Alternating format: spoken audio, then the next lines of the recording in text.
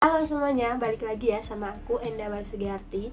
Nah, video kali ini aku nggak bakalan membahas tentang rajutan, tapi aku bakalan membahas bagaimana sih cara mengatur keuangan 500.000 dalam satu bulan untuk mahasiswa. Karena beberapa waktu yang lalu aku ngeriset, kayak aku nanya-nanya ke temenku, mereka tuh uang jajannya dalam satu bulan itu berapa sih, dan rata-rata tuh kayak banyak banget yang 500.000. Mungkin buat sebagian itu kayak 500.000 kecil banget gitu dan sulit untuk mengaturnya, tapi ada juga sebagian orang yang dia emang dikasih jatahnya segitu dan pinter banget mengatur keuangannya. Sebenarnya cara mengatur keuangannya itu tergantung individu masing-masing ya teman-teman. Kalau misalnya kita udah boros, ya kita bakalan kayak aku nggak bisa hidup 500.000 dalam satu bulan gitu. Coba deh lihat teman-teman nih yang dianya emang bener-bener bisa mengatur uang 500.000 dalam satu bulan itu, bahkan mereka bisa menabung. Oke, gimana sih cara mengatur uang 500.000 itu dalam satu bulan itu untuk kehidupan individu kita, bahkan bisa menabung? Langsung aja ya ke tipsnya. Ini teman-teman, kadang itu mindset kita yang dari kecil udah dikasih uang jajan yang banyak, kita kayak nggak kayak nggak masuk di akal kita kalau orang-orang itu ada sebagian yang dikasih uang jajannya itu standar banget gitu, tapi mereka bisa mengatur sedemikian rupa, bahkan melebihin kita. Orang-orang yang dikasih uang jajannya mungkin 1 juta, 2 juta, atau 3 juta dalam satu bulannya. Orang-orang yang udah bisa mengatur keuangannya yang minimalis banget, itu tuh konsep hidupnya itu udah bagus banget sih menurutku, udah tertata. Bayangin aja gitu, satu bulan 500.000 tapi udah bisa beli apa aja yang dia mau, bisa makan juga, bisa nabung. Wah, itu luar biasa. Langsung aja aku bakalan ngasih tahu list-listannya gimana sih supaya bisa mengatur keuangan yang minimalis itu dalam satu bulan dan enggak bokeh di akhir bulan. Kan uangnya 500.000. Nah, kita dalam satu bulan itu ya juga butuh makan kan, kayak makanan pokok yang harus kita beli, mungkin lauk, nasi, dan lain sebagainya. Nah, 50.000 itu 300 kita alokasikan untuk bahan makanan pokok kita. Saranku sih kalau misalnya mau hemat ya beli beras, terus beli lauk atau beli sayur, itu jauh lebih hemat dan lebih sehat. Beras aja itu yang 5 kilo harganya itu ada yang 55.000. Nah, 250.000 itu kalian bisa beli kayak apa sih, lauk pauk. Ibaratnya tuh kayak satu hari kalian usahakan mentok deh 7.000 beli sayur mayur gitu. 5.000 dalam keseharian kayak gitu udah banyak banget sih sayur mayur. Kalian pengen irit banget, satu hari 5.000 buat beli sayur dan ya lauk pauknya itu kalian masak sendiri. 5.000 dari dalam satu bulan itu cuma ngabisin 150.000. Nah, itu kalian udah kayak masih punya sisa 100.000 lah, kayak 50 berasnya dalam 5 kilo atau 55, terus 150 nya itu lauk pauk.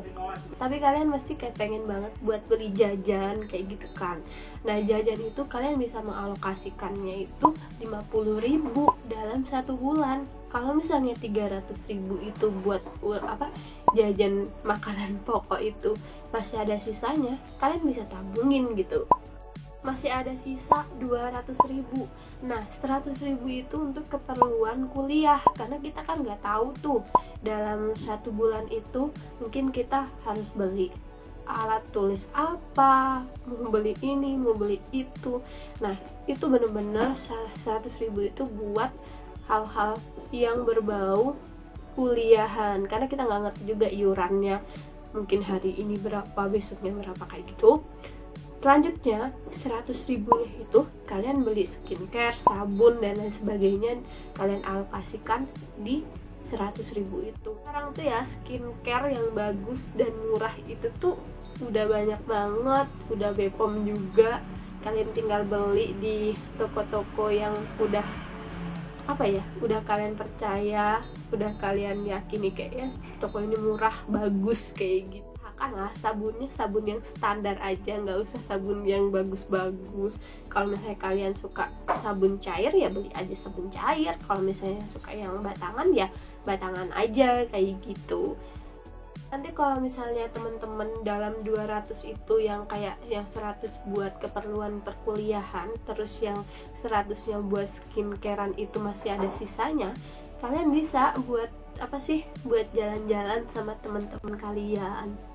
Kadang tuh kalau misalnya jalan-jalan sama temen-temen itu nggak harus mengeluarkan modal banyak, tapi tergantung juga bagaimana pertemanan kalian, hedonkah, hematkah, atau gimana kah, itu tergantung kalian menyikapinya juga teman-teman. Dan sekarang itu mahasiswa udah pada pinter-pinter banget dalam menekunin dunia bisnis gitu loh. Nah mereka itu mencari pencarian lain-lain kayak pemasukan yang lain itu ya melalui bisnis itu. Mereka jualan snack, jilbab, terus hal-hal yang lagi ngetren sekarang. Nah itu juga bisa jadi pemasukan kita gitu. Kalau misalnya kayak kita mengandalkan uang dari orang tua terus, ya kapan kita mandirinya juga kan. Betul banget sih tipsnya itu kayak 300.000 buat makan, ngemil dan lain sebagainya, terus 100.000 beli skincare, baju, sabun dan lain sebagainya, terus yang 100.000 itu buat keperluan kuliah. Dan kalau menurutku tuh kayak masih ada sisanya kalau misalnya kalian emang benar-benar memikirkan buat kedepannya itu seperti apa. Dan diusahakan dalam awal bulan itu tuh harus mengelis mau beli apa aja ya dalam 1 bulan ini, supaya akhir bulan itu kalian masih bisa megang uang gitu loh. Kayak pengalaman pribadi sering banget waktu jadi mahasiswa S1 itu tuh akhir bulan tuh kayak uang habis aja. Kemarin beli apa ya, kok kayak nggak ada jejaknya, tiba-tiba habis aja. Sampai akhirnya tuh kayak misal aku beli apa, aku catat, oh ternyata aku beli ini, gila ya seboros ini aku gitu. Nah itu sebagai kayak introspeksi diri kita kalau misalnya bulan depan itu gimana cara mengatur keuangan kita.